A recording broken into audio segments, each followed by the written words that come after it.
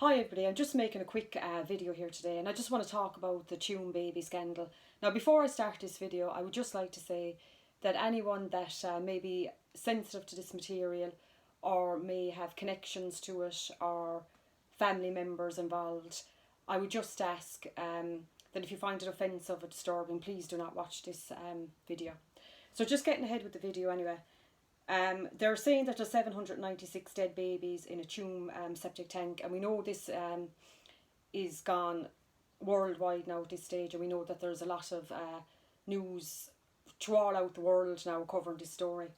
But there's just a few things about the story that I want to talk about. Now again, I'm just going to say these are my opinions, my personal opinions, so I'm not trying to ram them down anyone's throat, and everyone is entitled to their own opinion. So I just want to state that as well at the beginning before I go on with this.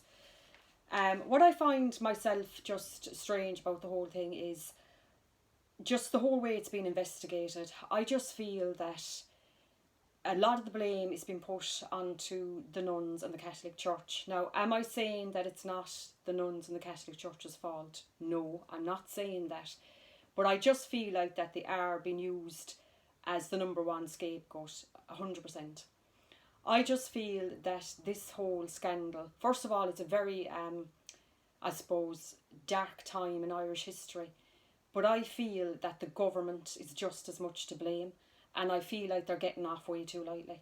And I also feel, whether people want to admit this or not, that the families as well, they did put, their family members into these homes. Because again, at the time, and the shame and the stigma that was there if you got pregnant outside marriage. And what I just want to say, that I would, as I said, I would like to see a more thorough investigation done. I think it's a very, very complex subject. And I also think that there's people that made money and profit from these very, very vulnerable girls, because we know they were made work when they went into these laundries, and that they were doing laundries for certain companies. And what about these companies that were using them? I mean, they had to have known, that these were vulnerable young girls that were being, exploited as well for profit. So it's just so deep, I think, the whole situation. And it's so, I suppose, I think, complex. But I think that it's just kind of running with the scapegoat again, Catholic Church bad, nuns bad. And I think that's wrong, because I'm not just saying this because I am Catholic myself, but I'm just saying that we can't paint all priests, all nuns with the same brush. I mean, there's good and bad in all walks of life. And I just feel like there's no other religion that I know of that gets attacked as much as the Catholic Church does. It's just unbelievable, particularly here in Ireland. I don't know what it's like as much worldwide. But I also just want to talk as well just about stigma here in Ireland to single mothers and, to people that get pregnant out of wedlock. I think that's something that really needs to be challenged in this country, because it's still alive and very much alive in this country. And Ireland always likes to think that, they're progressive and, equality and all these things. And they're just buzzwords, because at the end of the day, if you are a single mother here in Ireland, there is a stigma, and I don't care what anyone says, and you're definitely not treated as good as you should be treated. And I think this is what forces as well a lot of young girls and women to terminate pregnancies as well. But I just want to come on to that as well, termination of pregnancy. And it's just, I find this ironic as well, like while all this is going on about Tuam, we have the MPs in England, they voted to decriminalise, in England and Wales, to decriminalise abortion. Now, in England, abortion is legal up to 24 weeks, which is 6 months. And we all know at that stage a baby is very well developed. And we also know that it would be viable at that stage, because medicine has improved so much, and our neonatal care, that even babies before 24 weeks are surviving, and thank God for that. And I just feel like they're decriminalising now abortion, in England. So what that means is, say after the 24 weeks then, if you had an abortion in England, it would be a crime, But it will be no longer. So what that means now is that you could have an abortion right up to birth, right up to birth. Just think about that for a minute. And that's going to be legally okay in England and Wales. And I do believe that will come into Ireland as well. There's no doubt about that. And what I can't understand is how people can look over here, okay, Tuam Babies, and there's uproar, okay, and then meanwhile on over here, we're going to allow abortion, up to birth, and abortion up to birth is allowed over in certain states in America, and I believe in Canada as well, and that's okay. And I just feel like, what's wrong with society? Where's our morals gone? That, it's scandalous here, babies are murdered or killed, and we don't know even in Tuam if they were murdered and killed, okay? I'm not saying that they were, we don't know, but that's the way that is being portrayed by the media. But then on the other hand, you can have abortion up to birth, which abortion is murder, it is ending the life of a baby, and we can sugarcoat it and we can dehumanize the baby and call it a fetus, but at the end of the day, it is a baby, and abortion is happening right up to birth, and that's okay. We won't look at that, we won't address that, because what we'll do with that is we'll paint it over as women's rights. Now, just getting then to the women's rights as well, and I suppose extreme feminism as well, which has taken off all over the world. I just want to touch on that a little bit as well, because we've so much things that are affecting women nowadays. Access to education for young girls, okay, throughout the world. We have child marriage, we've arranged marriages, we have FGM, female genital mutilation, and I never ever see these feminists taken to the streets or protesting against this. Never see it. But when it comes to abortion, they're out straight away. Now, I just want to go back to abortion and the whole, pro-choice. If you talk to any women, most women, I'd say 99% of women and young girls that have had abortions, they will say to you that they didn't have a choice. So this whole pro-choice too, it is a lie and it is a deception. And when these very vulnerable young women and girls are going in to have abortions, okay, be it medical or be it surgical, you're not going to have all these pro-choice people with you, okay? You're going to be on your own. You're going to be lucky. Some people are going for abortions on their own. We've a lot of young girls as well that are getting coerced into abortion as well by their boyfriends, by their partners, by their husbands, by family members, and mothers even. There's mothers out there that are forcing their daughters to have abortions. Why?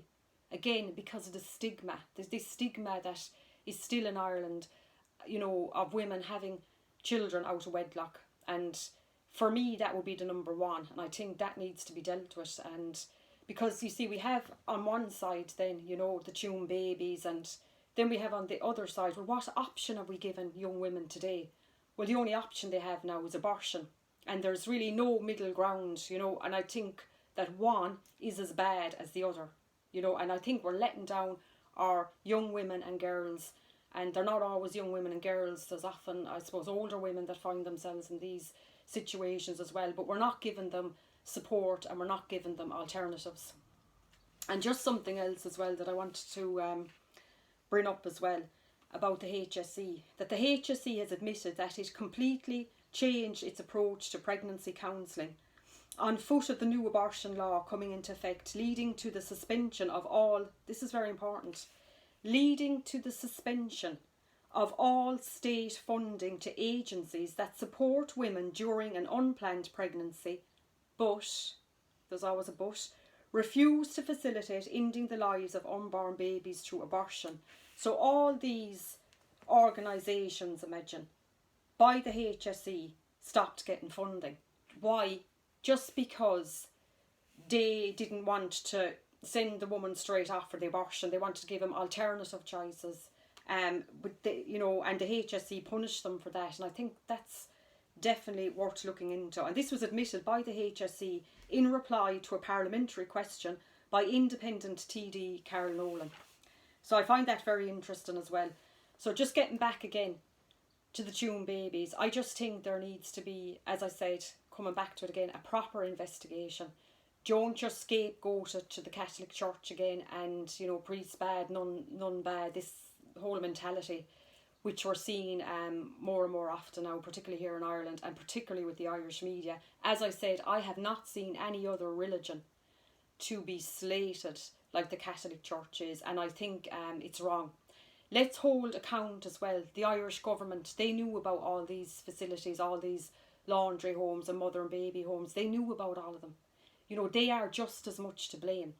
And as I said, we have to take into account as well the families as well that put their daughters in there. You know, they have to take responsibility as well. And I just think it's very complex, as I said.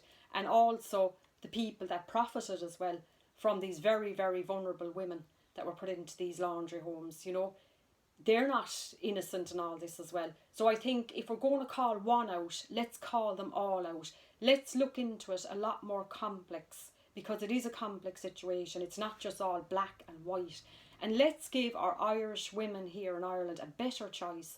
If they find themselves in we'll say, the situation of an unplanned pregnancy, you know, don't demean these women. Don't look at them as second-class citizens. Don't say to them, you can't be a mother, you can't raise your child, you can't study and have a baby at the same time. You'll never be able to hold, you know, your life is over, you'll never be able to have a job. This is all wrong and this has to stop. You know, we need to support women now and give them the choice to be able to keep their babies, because, as I said, you got two sides and they're both wrong. You know, I don't know if there's 796 dead babies in a septic tank. This will all come out. And if there is, it's shocking and it's scandalous and it has to be investigated. But then what on the other side? What are the options that were given to women? Well, the only options that were given to women is abortion. That's the new thing that's, you know, progressive, you know, well, abort your child, abort your baby. You know, I just think this is demeaning to women. And I think, like, we're in the year 2025, but you know what? There hasn't been a whole lot of progress, really. You know, think about it. And a lot of women are being sold deception and they're being sold a lie. Because when these women go in for these abortions, as I said, most of the time they're on their own.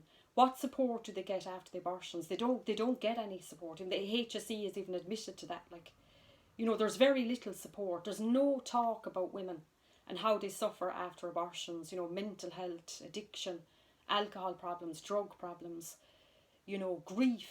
You know, of course they're grieving. Like, they were pregnant, they were expecting a baby, and now they're not. And, you know, it's just like, you know, oh, what is said to them? Oh, it's a clump of cells. You know, it's only a bit of tissue. But I just want to bring this up with this whole argument. You know, it's only a clump of cells and it's only a piece of tissue. Well, why do people have baby showers then? You know, we don't have fetus showers. You don't say, oh, I'm going to a fetus shower. You know, it's a baby shower because obviously the woman is expecting a baby.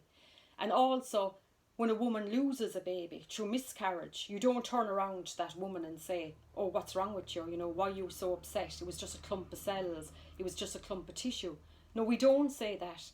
So we have to stop all these lies and deception, because that's what they are, lies and deception. And we also need to stop the division as well. You know, people are, you know, on different spectrums on this. You know, we have pro-life people, we have pro-choice people. You know, and when it comes to women, at the end of the day, we're all women. And, you know, this divide has to stop, and stop pinning one against the other, you know, because that really did happen during the referendum in 2018. It was absolutely vile.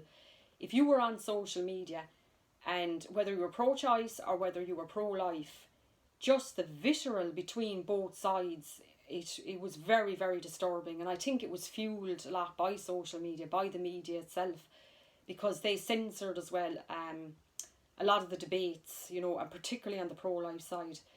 But just for the women out there, don't hate each other. If you're pro-life, don't hate someone because they're pro-choice. If you're pro-choice, don't hate someone because they're pro-life. At the end of the day, we're all women, okay?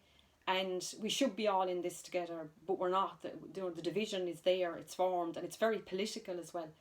But I just think that we need a lot of support in this country for our young women and women with unplanned pregnancies. And it should not be, just as much as it should not be a mother and laundry home or mother and baby homes, it should not be abortion either.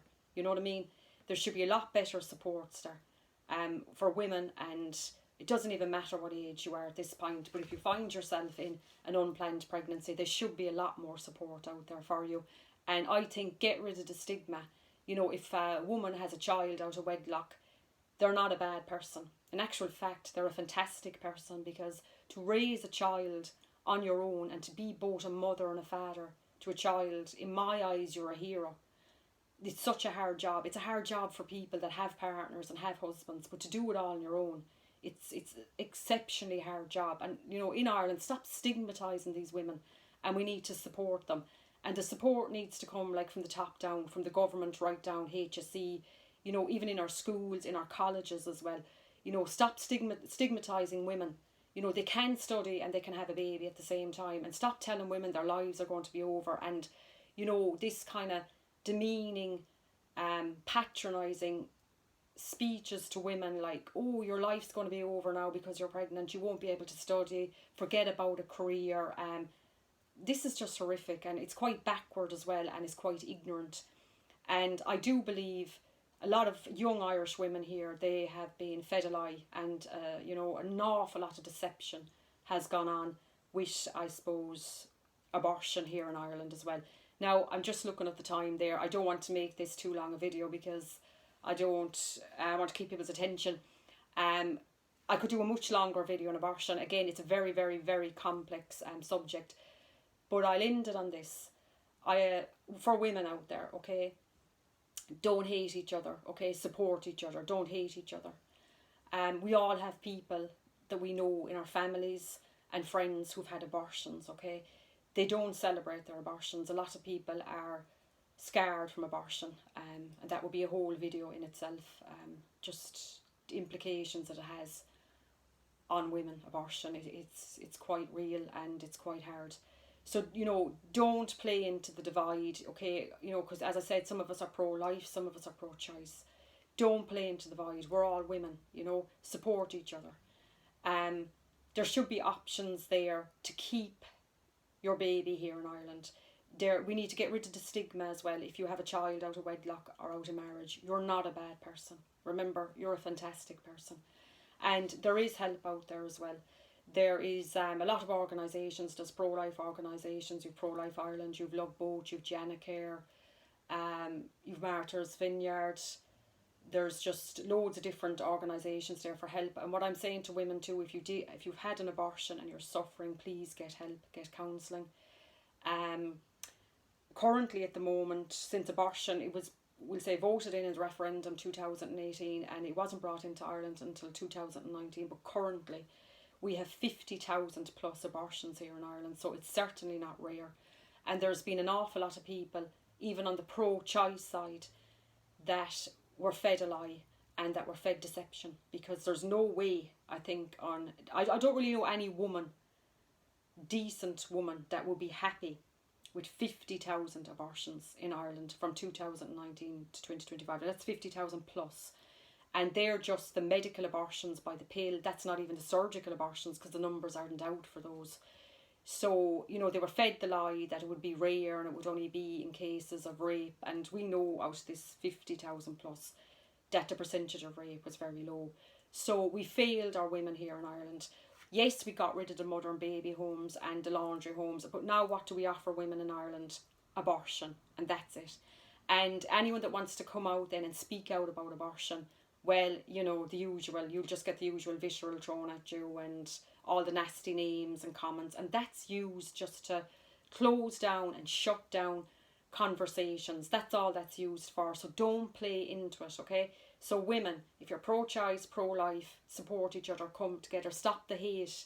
There should be no, you know, place for hate like in this debate, and we want to support women, and we need a lot more support for single mothers to not feel the shame, not feel the stigma, and to be able to have their babies and, you know, feel good about it. You know, not like, you know, they were shunned years ago and put into these mother and baby homes and these laundry homes, and like, how far have we come? Well, we haven't really come that far, because now, you know, if you are not married and you're young and you get pregnant, it's just like, oh, the best thing would be to abort it. That's where we are. So we haven't really come far at all. And as I said, one is as bad as the other. So, you know, we do need change. So don't feed into the divide. And, you know, we need to break down the stigma for single mothers, okay? They're not bad, they're not wrong, they're fantastic, and they're heroes. And, you know, big shout out to all the single mothers out there in Ireland. Big shout out to them, and support your single mothers and stop looking down at them. And, you know, nobody is better, you know, whether you're married or whatever your social status is you're not better, you know, just because you are married, or just because, you know, you're financially secure and your career. You're not any better than a single mother, okay? So all of this needs to change. I'm just looking there at the time. I think that's enough, and I've said enough. Please like this video, subscribe and share, because there's a lot of censorship out there, as you know. And if you've any, I suppose, opinion that doesn't go with the mainstream narrative and agendas that they want to push, you know, you are going to be silenced. I know that myself. I've plenty of experience of it. So that's why I'm asking to share out the videos, and just leave your thoughts below too in the comments, and just be nice to each other, be respectful. I'm sure there'll be comments from both sides, and fair enough, but you know, just be civil. Like, you know, we're all adults, we can have an adult conversation, and, you know, don't do what they done in 2018, just, you know, hate both ways. It just doesn't work, you know, and it's just playing into the divide. And while that divide is going on, we've got our young girls here in crisis pregnancies getting no help, because abortion is not help. How is that help? How is it even healthcare? Because there is no healthcare where a life has to be ended. Okay? So thanks very much. Have a fantastic weekend. And again, like, subscribe, share, and I will catch you in the next one. Okay? Bye.